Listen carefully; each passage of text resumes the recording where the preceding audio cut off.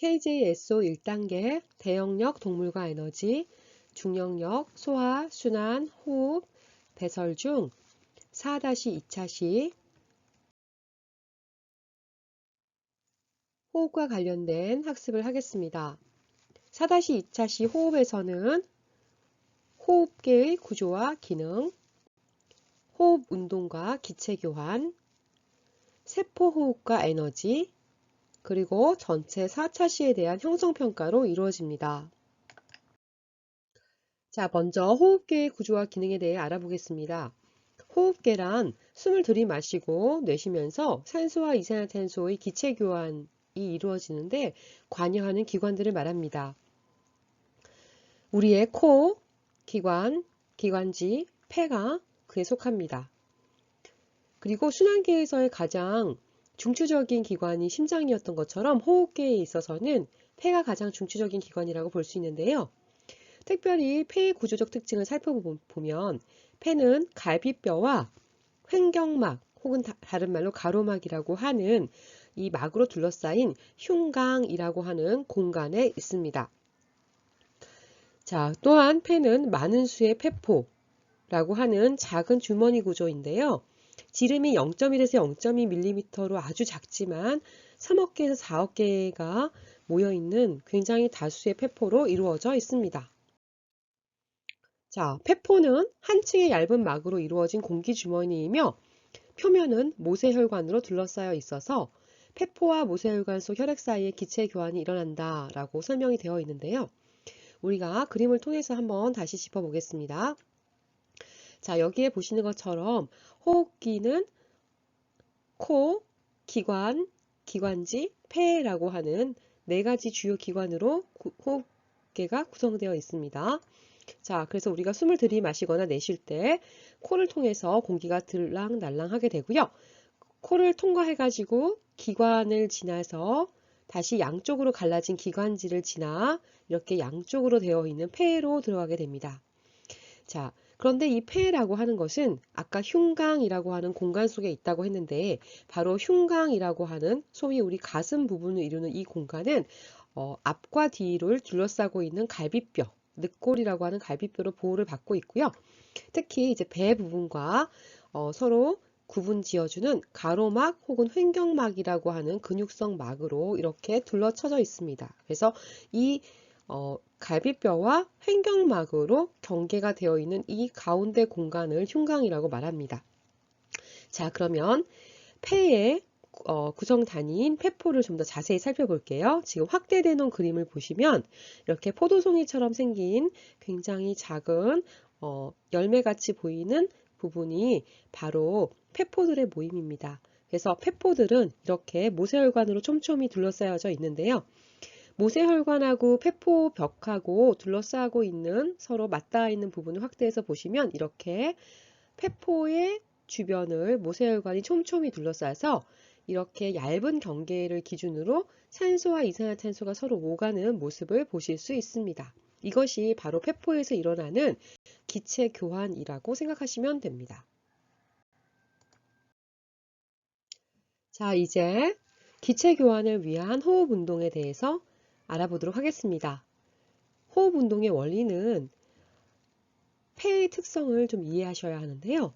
폐는 심장하고 달리 심장은 박동의 자동성이 있을 만큼 스스로 움직였는데 폐는 근육이 없어서 스스로 호흡을 할 수가 없습니다. 자, 그러면 폐는 어떻게 호흡 때 그 부피가 변하게 되냐면 폐를 둘러싸고 있는 아까 갈비뼈와 횡격막 혹은 가로막의 움직임에 의해서 바로 호흡이 일어나게 됩니다. 아래 그림을 기준으로 다시 한번 설명해 드리겠습니다. 우리 소위 공기가 들어오는 것을 들숨이라고 말하고요. 공기가 빠져나가는 것을 날숨이라고 말하는데 한자어로는 공기가 들어오기 때문에 흡기, 그리고 공기가 나가기 때문에 호기라고 합니다. 이것을 이제 붙여서 호흡이라고 하는데요. 자, 공기가 들어올 때에는 여기서 보시는 것처럼 흉강이라고 하는 이 가슴 공간의 부피가 증가하게 되고 폐도 팽창해 있는 상태입니다. 자, 그런데 위에서 얘기했던 것처럼 폐는 스스로 자기가 부풀러 오를 수 없기 때문에 폐 자신이 움직이는 것이 아니라 폐를 둘러싼 누구, 여기 있는 갈비뼈와 그리고 눈에 보이진 않지만 이렇게 가슴과 배를 구분하고 있는 횡격막이 이동을 합니다. 자, 우리가 숨을 들이마실 때 가슴에 손을 얹고 느껴보면 갈비뼈가 살짝 들리는 걸 느낄 수 있으시죠? 자, 그렇게 갈비뼈가 들릴 때 눈에 보이진 않지만 횡격막은 아래로 이동합니다. 자, 그러면 어떻게 될까요? 폐가 들어있는 흉강이라고 하는 공간의 부피는 전체적으로 커집니다. 그러면 커진 흉강 속에서는 부피가 커지기 때문에 상대적으로 바깥 대기압에 비해서 압력이 낮아지기 때문에 그런 기압 차에 의해서 공기가 들어오게 되고 폐는 팽창합니다. 자, 반대의 경우에 우리가 숨을 내쉴 때 갈비뼈가 아래로 이동하고 그리고 횡격막은 눈에 보이지 않지만 복부 쪽에서 가슴 쪽으로 이렇게 올라와 가지고 자리하게 되면 갈비뼈와 횡격막에 의해서 흉강의 부피는 줄어들게 됩니다. 자, 부피가 줄어들면 압력이 상대적으로 높아지는데 그렇게 되면 대기압보다 살짝 높은 압력 그 차이에 의해서 공기는 폐에서 바깥으로 빠져나가게 되고요. 그에 따라 폐는 축소합니다.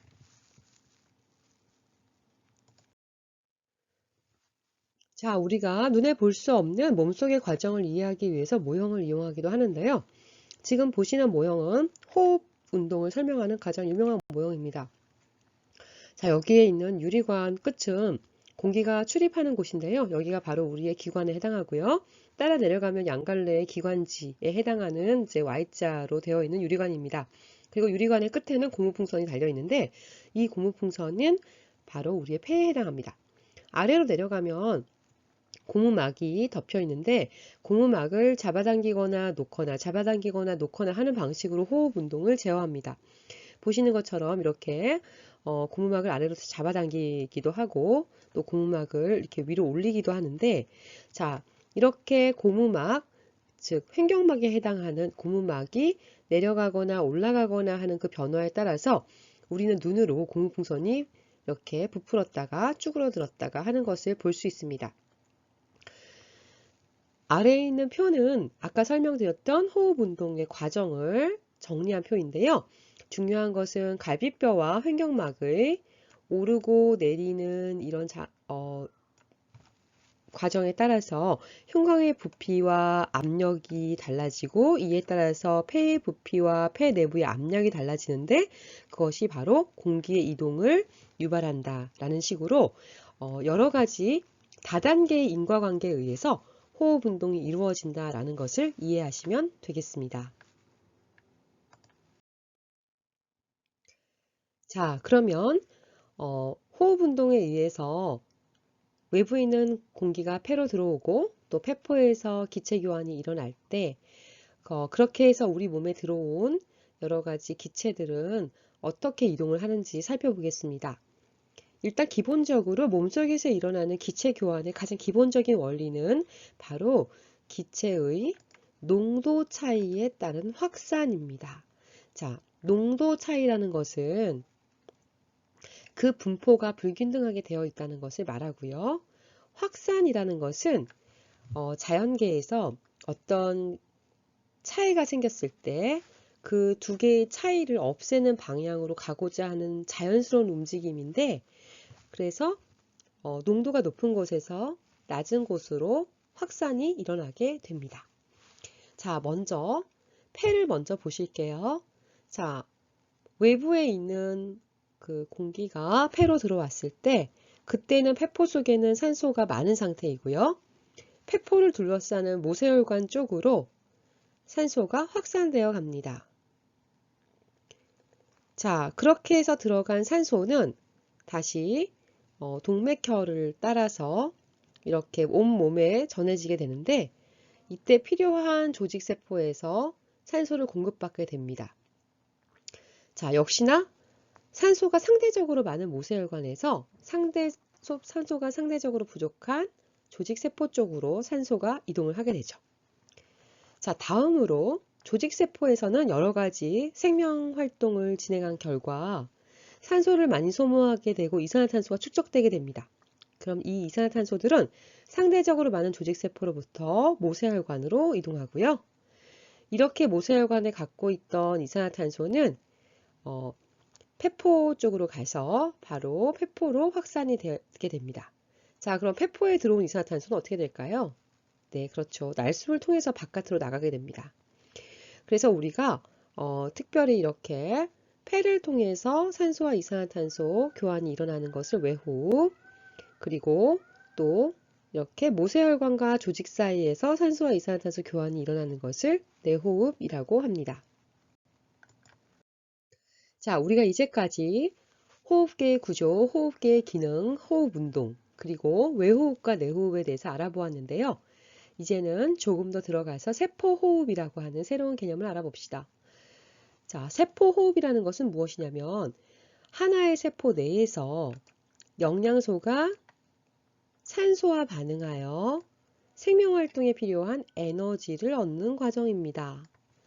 자, 기본적으로 세포호흡이 일어나려면 외호흡과 내호흡을 거쳐서 각 세포가 충분한 산소를 갖고 있어야 되겠죠.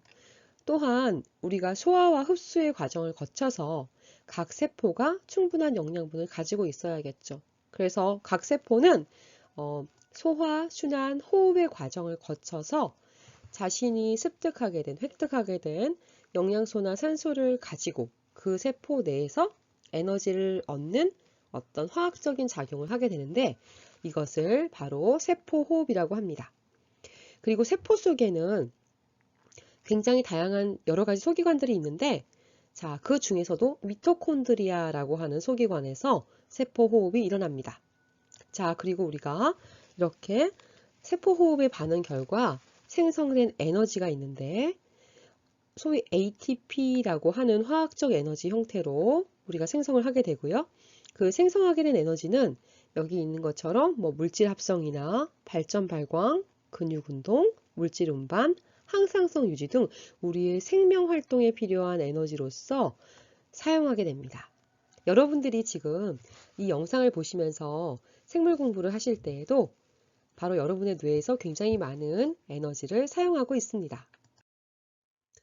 제가 좀 전 슬라이드에서 세포호흡을 설명할 때 세포 내로 들어온 영양소와 산소가 만나서 반응한다 라고 말씀을 드렸는데요. 자, 우리가 화학에서 배웠던 산소와 반응하는 것 중에 굉장히 대표적으로 연소 반응이 있습니다. 자, 그러면 이렇게 산화의 일종인 연소 반응하고 세포호흡은 어떻게 같고 다른 걸까요? 일단 먼저 공통점으로는 산소와 반응을 하는데 결과물로서 물하고 이산화탄소가 생성물로 생긴다는 것이 공통점입니다. 하지만 차이점은 더 많죠. 차이점은 연소가 일어나려면 굉장히 높은 온도에서 일어나게 되는데 연소는 높은 온도에서 일어나면서 굉장히 순간적으로 격렬한 반응이 일어나가지고 그 속에 들어있는 에너지가 한꺼번에 방출되지만 세포호흡은 생명체에서 일어나기 때문에 만약 사람의 몸에서 일어난다고 하면 사람의 체온 정도의 상대적으로 굉장히 낮은 온도에서 반응이 일어나면서 천천히 단계적으로 일어나게 됩니다. 자, 그리고 이 단계적인 반응의 결과 에너지가 소량씩 방출되는 거죠. 그래서 아래 그림을 보시면은 세포호흡과 연소를 비교한 그림인데요. 연소는 만약에 포도당이라고 하는 같은 물질을 세포호흡을 통해서 산화시키는 경우와 연소를 통해서 산화가 되는 경우를 생각한다면 포도당이 연소를 통해서 산화될 때는 산소와 반응하면서 굉장히 빠르고 급격하게 순간적으로 반응이 일어나고 이렇게 그 순간에 격렬한 반응으로 열과 빛이 대량 방출됩니다. 하지만 우리가 먹어서 섭취한 포도당을 만약에 산소와 반응시켜서 세포 내에서 세포호흡을 사용하게 된다면 이렇게 마치 계단을 한 칸씩 한 칸씩 한 칸씩 내려오는 것처럼 반응이 단계적으로 일어나게 되고 한 단계에서 다음 단계로 갈 때 조금씩 소량의 에너지가 나와서 궁극적으로는 ATP라고 하는 화학 에너지를 생성하게 됩니다. 자, 그럼 우리 이제까지 배웠던 소화, 순환, 호흡, 배설에서 각각을 담당하는 기관들 그리고 기관들의 기능 또 그것들이 모인 기관계에 대해서 배웠는데 이들이 이제 세포호흡과 어떻게 관련성이 있는가를 한번 이 종합표로 살펴봅시다. 자, 소화계는 기본적으로 음식물을 소화해서 영양소를 흡수하는데 결국에는 이 음식물의 소화와 흡수를 통해서 세포는 세포호흡에 필요한 바로 그 영양소를 얻게 됩니다. 자, 그 다음 순환을 통해서는 영양소나 산소나 노폐물이나 이산화탄소, 즉 물질을 운반을 하기 때문에 세포호흡에 필요한 물질들을 공급받을 수도 있고 또 세포호흡의 결과 발생한 노폐물들을 배출할 수도 있습니다. 또 호흡계를 통해서는 바로 산소와 이산화탄소의 교환이 일어나는데요. 조직세포에서 세포호흡을 할 때 필요한 산소를 공급해 줄 수 있고 또 세포호흡의 결과 발생한 이산화탄소를 배출할 수 있는 그런 작용을 해줍니다. 그리고 배설계에서는 마지막으로 질소 노폐물을 몸 밖으로 내보내는데 세포호흡의 결과 발생한 노폐물을 몸 밖으로 배설하게 해주는 그런 기능을 합니다. 이렇게 주요 기관계의 기능은 바로 세포호흡과 굉장히 밀접한 연관이 있는데 그것은 바로 세포호흡이 우리가 살아가는데 되게 필수적인 바로 에너지를 합성하는 과정이기 때문입니다. 자, 그러면 여러분 이번 차시에서 배웠던 전체적인 내용을 생각하시면서 형성평가를 한번 풀어봅시다. 자, 그림이 나와 있는데요. 그림은 심장의 내부 구조를 나타내는 것이고요. 이 중에 A, B, C, D는 심장의 내부 구조 명칭을 가나다라는 심장과 연결된 혈관을 나타낸 것입니다. 자, 그러면 이때 기호를 사용하여 혈액의 이동 방향 경로를 나열하시오. 그리고 시작은 대정맥부터 한다 라고 되어 있는데 자, 여러분 이렇게 기호로 되어 있는 심장의 내부 구조를 보고 이제 어떤 그 부위의 명칭이나 혈관의 명칭, 그리고 어떻게 혈액순환이 되었던가 하는 것 기억나시나요? 자, 중요한 것은 혈액의 이동은 일방적인 흐름입니다. 절대 거꾸로 갈 수도 없고요. 무조건 일방통행을 하면서 지나가게 되기 때문에 그 점을 기억하시고 대정맥부터 시작해서 한번 보시면 되겠는데요. 먼저 그 전에 가나다라와 ABCD가 각각 무엇인지 한번 알아봅시다. ABCD는 심장의 속 구조로서 우심방, 우심실, 좌심방, 좌심실을 의미합니다. 다음으로 가나다라는 심장에 연결된 혈관으로서 심장과 온몸을 연결해 주기도 하고 심장과 폐를 연결해 주기도 하는데 다음과 같이 가는 대정맥, 나는 대동맥, 다는 폐동맥, 라는 폐정맥 이렇게 우리가 구분할 수 있습니다. 자, 그러면 경로를 한번 찾아보자면 시작은 대정맥부터 한다라고 되어 있으니까 대정맥은 가에 해당하고요. 자, 온몸을 돌고 들어온 혈액이 심장으로 들어와서 우심방을 거쳐서 우심실을 지나서 폐정맥을 따라 폐동맥을 따라 나가고 폐를 지나가지고 다시 심장으로 들어올 때 바로 좌심방을 거쳐서 좌심실을 지나 온몸으로 나가게 될 때 대동맥으로 나가게 됩니다. 자, 그래서 이 경로를 바로 여러분 화살표로 나타내시면 이렇게 쓰실 수 있습니다. 자, 다음 문제는 호흡이네요. 들숨과 날숨이 일어날 때 나타나는 몸의 상태로 옳지 않은 것을 골라라 라고 되어 있는데 자, 들숨과 날숨 한번 생각해 봅시다. 우리가 아까 배웠는데요. 공기가 들어오거나 나가거나 하는 과정이고요. 자, 중요한 것은 갈비뼈와 가로막 혹은 횡격막에 의해서 흉곽의 부피가 증가하거나 감소하는데 이에 따라서 폐가 팽창하기도 하고 축소하기도 하는 그런 변화가 나타났습니다. 자, 먼저 보시면은 자, 가로막은 들숨일 때 내려가고 날숨일 때 올라간다. 맞죠? 자, 갈비뼈는 어떻게 됩니까? 들숨일 때 올라가고 날숨일 때 내려간다. 이것도 맞습니다. 그런데 들숨은 공기가 들어오는 거니까 흉곽의 부피가 어떻게 돼야 될까요? 그렇죠. 작아지는 것이 아니라 커짐, 그리고 커짐이 아니라 작아짐. 이렇게 바뀌어야겠네요. 자, 그러면 이게 답이 될 것 같고 그래도 4번도 한번 점검해 봅시다. 폐의 부피는 들숨인 경우에는 이런 갈비뼈와 횡격막의 움직임에 따라서 커지게 되고 반대로 날숨의 경우에는 작아집니다. 그리고 이에 따라서 압력 차이에 의해서 공기의 이동 방향은 들숨의 경우에는 몸 밖에서 폐로 공기가 들어오게 되고 날숨의 경우에는 폐에서 몸 밖으로 공기가 나갑니다.